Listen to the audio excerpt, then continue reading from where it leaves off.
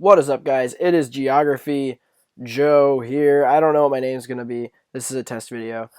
In this video, I'm going to do what IBX2Cat does. What he does is he's a British YouTuber who, he's like a Minecrafter, I guess his main channel. I only found him by a second channel where he does like geography videos, and he looks at Google Maps and just talks about stuff. And he always gets facts wrong, and it makes me really angry, but I still love his videos. So I'm going to try and make my own video in his style, and we're going to start right now. So my question is, of the 50 United States, what states are most dominated economically, population-wise, and culturally by their largest city?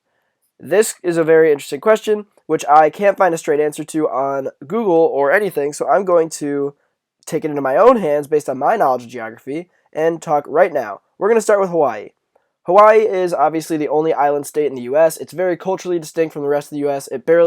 Culturally, it's barely even a part of the U.S., but it is in fact a state. It's the 50th and last state to be incorporated as a state, and its population is roughly 1.4 million, spread across 8 main islands, Kahului and Lanai. Kahului is unpopulated. Lanai is only one city, Lanai City, where the whole island lives, 3,000 people. Molokai is about 6,000, 7,000 people. Maui is about 50,000.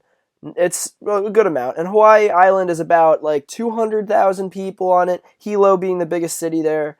And then you have Niihau, which is like 100 people. It's all native Hawaiians, very strange. And then you have Kauai. So there we have, which is I think also like 28,000. Let me look that up. I have no idea. I think it's like 28,000. 65. Okay, so I was a bit off.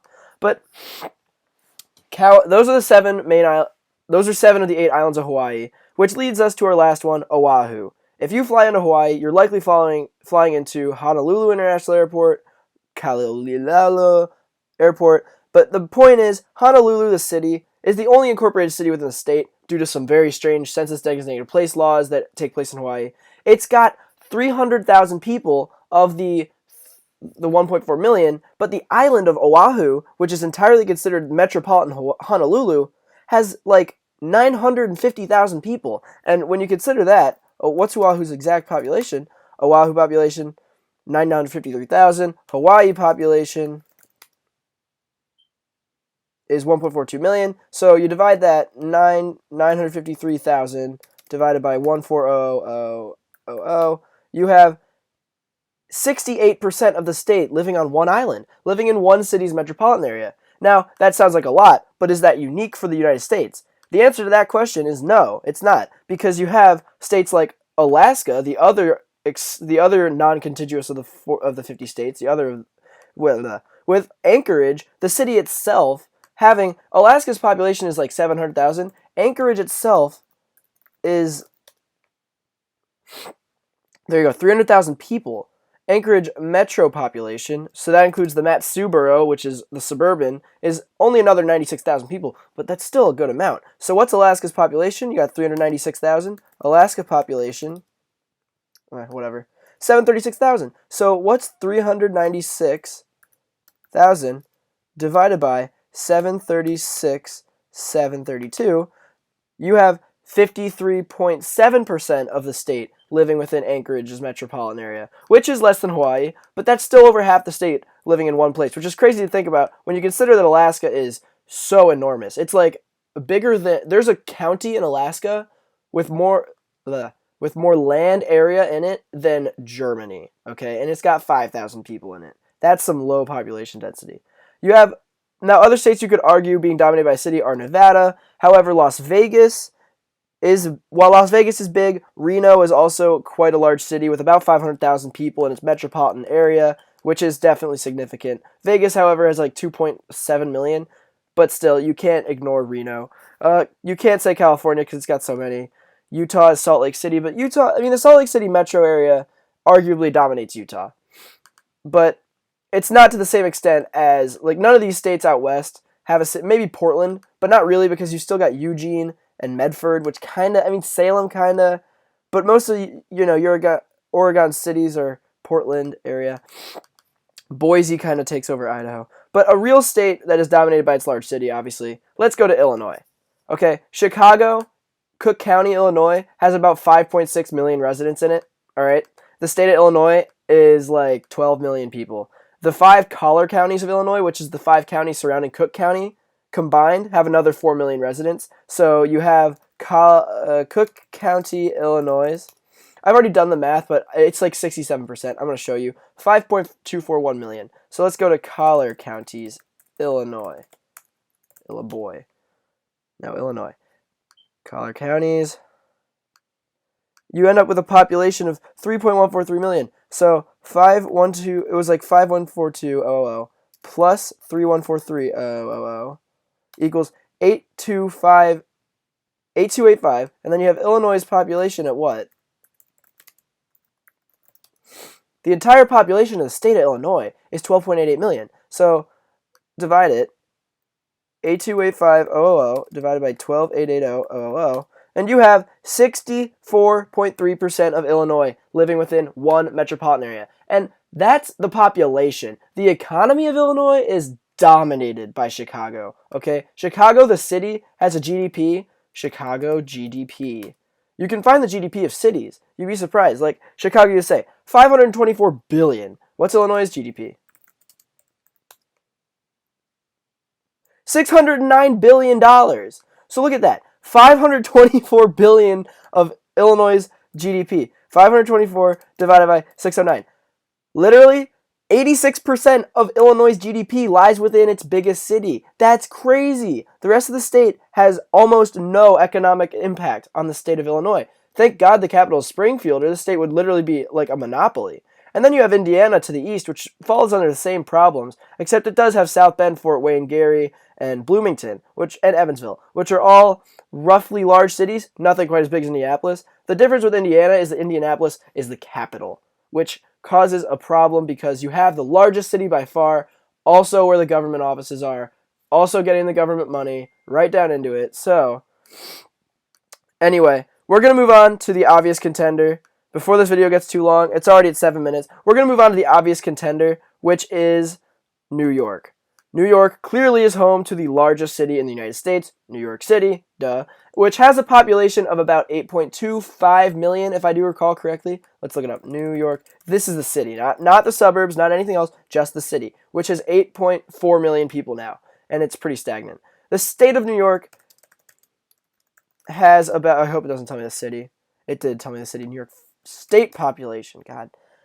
19.75 million. So the city itself has less than half of New York's residents in it. But let's do New York metropolitan area. The problem with doing the New York metropolitan area is that includes, as you can see, lots of New Jersey, lots of Connecticut. None of Connecticut. Really?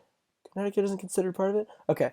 But it does. It considers a lot of New Jersey to be part of New York's metropolitan area, which is pretty weird. So you end up having to look up at, what percent of New York lives in New York City, which is 840,000 divided by, 19.75 million?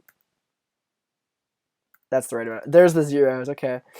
So you got 42% living in New York City, but then you have to add Westchester County, Nassau County, Putnam, Dutchess, maybe Suffolk. Those are all New York City suburbs, okay? They're not considered part of the city, but they're suburbs. So what percent of New York then lives in that area? New York county map by population. Let's get it right now.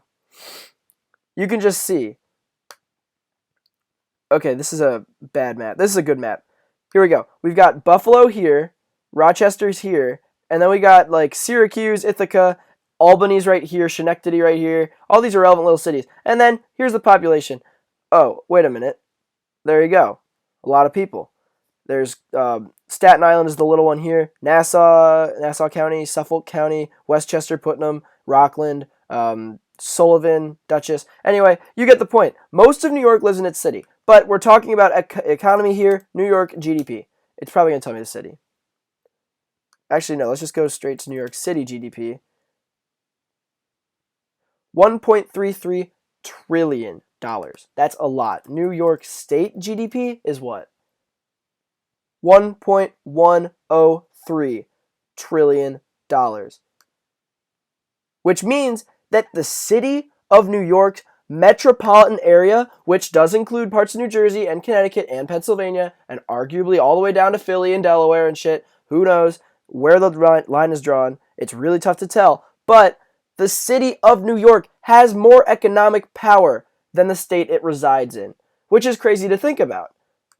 I mean, yes, New York might be the strongest example of a state dominated by one city. Luckily, the capital is Albany in the same way that Springfield's capital of Illinois. Because if the capital wasn't Albany, people outside of New York City would have absolutely no say in their state's government whatsoever, which would cause enormous problems. You know, you have the only other option, other state like this I can think of, Maryland arguably is dominated by Baltimore, but then you remember the Washington metropolitan area. Washington isn't technically part of Maryland, but it kind of is in the sense that most of its suburbs are in Maryland, more so than Virginia. You know, you have. Well, there was one out here that I know I forgot. Arizona. Phoenix is the biggest city in the state by far. Tucson is also quite large, but Phoenix is the capital. So there you go with the economic monopoly. New Mexico is Albuquerque, Denver, Colorado, Salt Lake City, Utah, Boise, Idaho, Cheyenne, Wyoming. Montana has a lot of small cities scattered around. It doesn't really have a Billings isn't really that big. Minneapolis, St. Paul obviously dominates Minnesota, but that's two cities, or twin cities, so it's different. Des Moines, not really. The only other state where you could argue this is Providence, Rhode Island. Rhode Island is such an incredibly small state, less than 1,000 square miles. It literally borders a county that is larger than the state itself. Crazy. Worcester County, Massachusetts, bigger than Rhode Island. Crazy.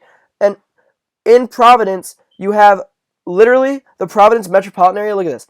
It's the entire state of Rhode Island. The whole state except for Westerly and Block Island, Rhode Island, is considered part of the Providence metro area. Look it. There it is. There's the entire state. There's the city of Providence itself. And there's Westerly. No, okay, Block Island apparently is part of Providence. That doesn't make any sense to me. But look at that. This is the second biggest city in New England, located in the smallest United State by far. Delaware is like twice the size of Rhode Island. And and yeah, so what's Providence's GDP?